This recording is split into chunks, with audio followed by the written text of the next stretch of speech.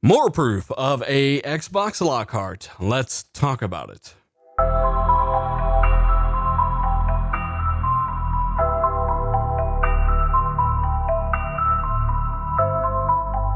What is happening, guys? Dealer back again with yet another video. It's Monday. It's time for a video. Let's get into it. Let's talk about some gaming news regarding the next generation Xbox Lockhart. Now, many of you guys know the Lockhart as a lesser powerful Xbox Series X. Yes, another next generation console. And while some ask, why in the world would they do that while simultaneously playing their Xbox One S? Others understand that this is a low-end SKU that should come in at around $300. It is built from the ground up to replace their low-end Xbox One S, and it is far more capable than that system could ever be. Featuring Zen 2 cores, plenty of power to run games at 1080p 60 FPS, even higher checkerboarded resolutions, etc. On top of having SSD storage and outperforming the Xbox One X pretty much everywhere. Remember, as I've covered a million times, 4 teraflop Navi is faster than 6 teraflop GCN. Architectural differences have improved. Navi is a more gaming-focused solution. We have yet more proof that Lockhart is real, and since this has leaked online, I can actually talk about this, having seen this quite some time ago. lordsofgaming.com, shout out to these guys, Iron Lords. Xbox Lockhart is real, and here's the proof.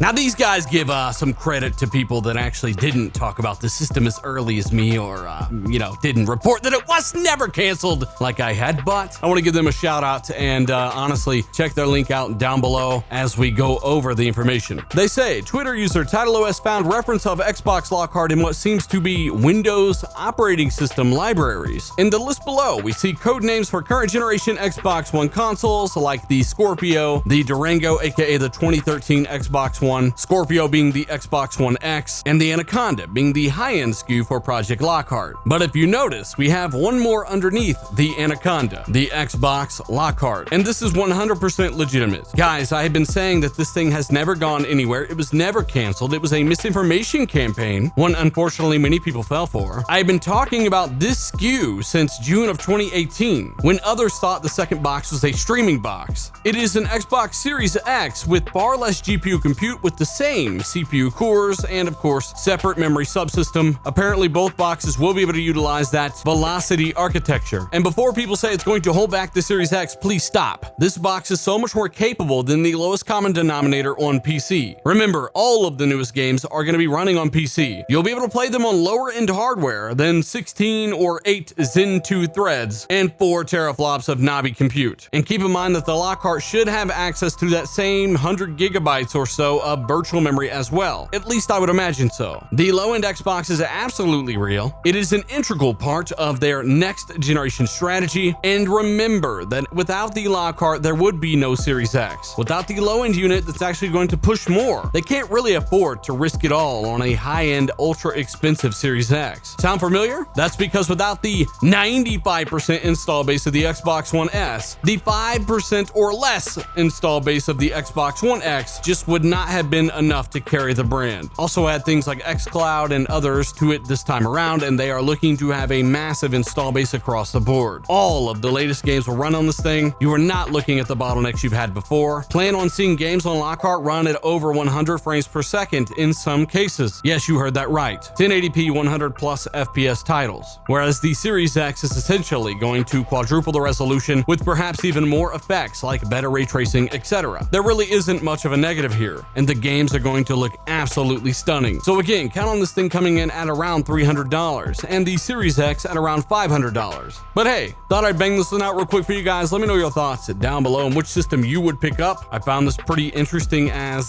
this stuff has been around for a minute, and I'm glad this is finally leaked out. I've also seen a few slides from quite some time ago calling the Lockhart a console that is going to be aimed at the new console gamer, may even be marketed towards 1080p TV owners. Keep in mind that's still a massive chunk of the market, whereas the Anaconda is the performance leader. Again, no matter what you choose, remember that price is key for a lot of people, and either way you should get a phenomenal gaming experience. Both boxes can run things at 60 FPS. You're just talking different resolutions and perhaps some different settings. I expect those external cartridges to be usable on both of these boxes, and of course transferable between the two. But hey, let me know your thoughts down below. Of course, if you like the video, hit the like button. Of course, share this with a buddy or two, and subscribe if you are new. Didn't have the time to go all in on this one, but I figure you guys would find it interesting. And of course, again, we've always been saying Lockhart is still there. It's always been a thing. It will be a thing. Now, whether or not it will launch on the same day as Series X is a different story. But if they are of the same mindset that they were in 2016, they will tell you about both boxes before they release, because they want you to be able to make an informed decision. They also do not want you being mad because they released another box that was cheaper after you just spent hundreds more dollars on the more expensive version. That's why they told you about the Xbox One X before the Xbox One S released. So again, let me know your thoughts. I'll see you guys in the next one.